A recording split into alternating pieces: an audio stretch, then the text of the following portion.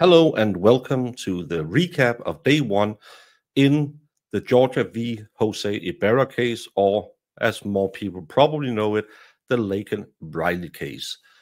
This is a quick video to keep you up to speed if you didn't have time to follow it Friday with us on the channel. But as most of you probably know, the case is about the 22-year-old medical student at Augusta University in Georgia who was found unalived in a wooded area near the university. The accused in the case, Jose Ibarra, has multiple serious charges against him, and it started Friday, and as something different, they asked to have it as a bench trial. I think it's a good idea in this case. I don't think it'll help him in the end, but I think it's a good idea if you want to try to mitigate some of the emotional distress that people will have if they were on the jury, to cut out the jury and only try it before the judge. And clearly, the state haven't figured out yet that it's a bench trial. They keep going on like they're presenting it to a jury. I hope they spent the weekend to kind of cut the fat, if you could say it in that way, because they their presentation has been a bit clunky, and with such strong evidence as we were presented, I wished it had been presented a little bit smoother. But as you all know, Laken Riley was found unalived. Yes, it has filled a lot in the last election in the US. We don't really dig into the political side. You can have that discussion somewhere else, because in the end, it's a poor 22-year-old girl who was out running, met someone, possibly Jose Ibarra, who red-rummed her. The political ramifications really doesn't go into the courtroom, and so far we have had none of it, other than we heard he had a false green card. But what happened on day one? Opening statements. We saw a lot of evidence presented in opening statements, which is kind of unusual. We saw videos from the campus area that showed Jose walking around outside of a dorm area, tried to get into a building. He has this charged against him. He has 10 charges against him in total. The last one is Peeping Tom, because he was apparently trying to go in there and, well, if he's outside the window, maybe have a look. But trying to open the door seems like he had some plans on what was going to happen that day. Probably at least some grape in is what I deduct from it. But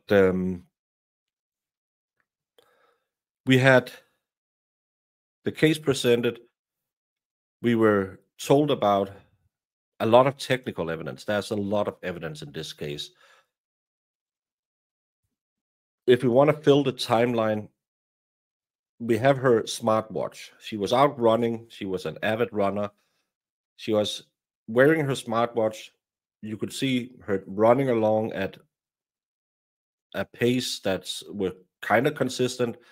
And then at 10 past 9 in the morning, it stops. Right after, she dials 911.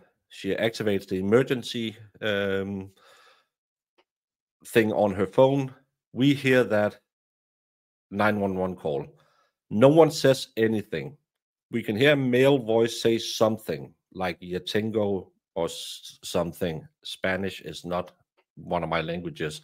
I couldn't hear it, no matter how many times I played it. But a lot of people in chat heard a male voice saying something like, I have it, I got it, or something like that, which way you pronounce or translate the Spanish. Her smartwatch also shows that 18 minutes later, her heartbeat for the last time. So at 9:10 a.m., she has this abrupt stop, and at 9:28 is when her heart takes its last beat. That's what you can read from the data of the phone. We also know from several pictures of the defendant, he had scratches behind his ears, scratches on his neck, scratches on his arms. We haven't gotten deep into the DNA evidence so far, but his DNA is under her fingernails. He disposed of a blue jacket with her blood on it, caught on camera. So the evidence are strong, really strong in this case, in my opinion. We also heard her roommate, who were the one who was tracking her, find my iPhone, and noticed that at roughly 9:45, 9:48, her phone is still, it doesn't move at all. And that's why they say her and another roommate goes looking for her. They walk along this path and find one of her AirPods laying on the road.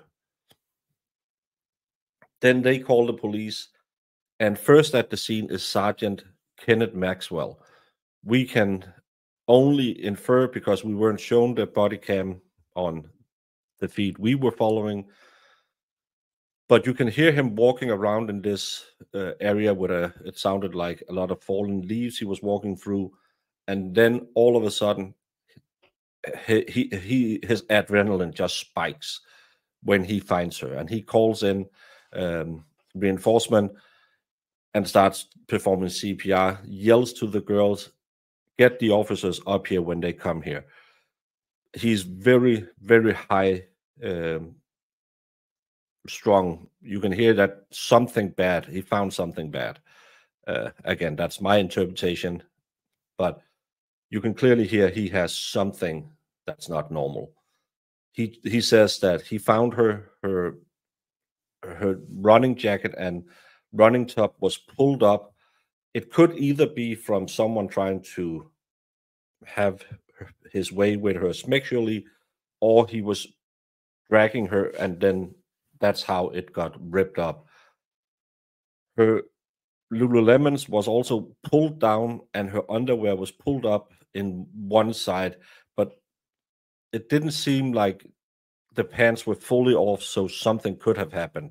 And we know there's nothing on the grape kit, so it doesn't seem like there was a grape, because he's charged with potential grape. So, and it seems like that's the hardest hitting point the defense have, that essay, to try and get that denied, that he didn't do anything like that, which is, yeah, that's fine. If you don't get him for essay, but all the 9 other counts, he will be wasting away in prison for the rest of his life. We also learned from the forensic specialist Danielle Stewart that there was a lot of injuries to her head and her torso. Stones were found in the area. She passed away because of blunt force trauma to her head and strangulation. So if those stones have been used, they didn't really say anything, but there was 2 stones found about this size, however much that is, the size of a, maybe smaller than my mouse, but it could have been used to pound her head. So a first day where the defense put in evidence, all clearly, in my opinion, pointing to Jose Ibarra as the perpetrator of this crime. They have him on video dumping her jacket. They have him on video trying to get into another building on campus earlier that morning. They have his DNA on her DNA on him. They have him ditching the jacket. They have him wearing the clothes he's seen in. So a very, very strong case so far for the state. And other than having the SA thrown out because maybe it's a little flimsy, which is probably why they went with a bench trial, because a jury would be too emotional. I have a hard time seeing how they will disprove any of this, because they haven't really objected to much, done much to prove he didn't do it. So it's going to be interesting to follow along Monday. It'll already start at 8:30 Monday. By the way, they have his fingerprint as well on her phone, so he's most likely the person who hung up the 911 call. It's a very straightforward case so far. The evidence all points to him. The defense haven't really put up much of a defense. Their opening statements was, "Trust me, bro." They were very short, and I just hope that the state has spent the weekend reminding themselves this is a bench trial now, so we can move even faster. I don't know how many witnesses they are going to put on the stand, but with the speed we went by Friday, we could possibly end tomorrow. We need a little bit. We had the lead detective. We probably going to need a little more medical evidence. Maybe someone to talk about if they saw Jose or they know he wasn't at home that night. Other than that, so far I would have a hard time seeing him being. Have a hard time seeing the judge finding him not guilty, at least in most of the charges against him. But we never know. So please join us Monday 8:30 when we'll go on, Jamie, Mo, and I, and cover day 2 in the Laken Riley case. Thank you for watching.